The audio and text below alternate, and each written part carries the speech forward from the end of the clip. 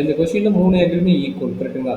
அப்ப 3 ஆமாம் ஆங்கிளுமே சார். ஈக்குவல் மீனிங் என்ன? Direct question L equal to M equal to L equal to cos alpha. அப்ப find ஆல்பாவோட வேல்யூ கேட்குறாரு. அப்ப நம்மளோட ஃபார்முலா ஆல்ரெடி குடுத்துக்குது. என்ன ஃபார்முலான்னா L square plus M square plus N square equal to 1.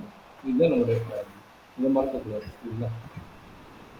இந்த டைரக்ட் கொஸ்டின் வந்து இருக்கிற வேல்யூஸை ஸ்கொயர் பண்ணி ஆட் பண்ணி எடுத்தோம்னா sum of the direct question equal to 1. சரியாம்மா? Okay sir. அப்ப என்ன கிடைக்கும்? 3மே ஈக்குவல்னால என்ன கிடைக்கும்?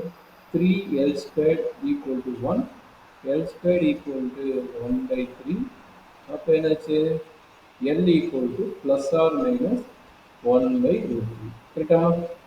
அப்போ ஆமாங்க சார். Alpha equal to plus or minus 1/√3.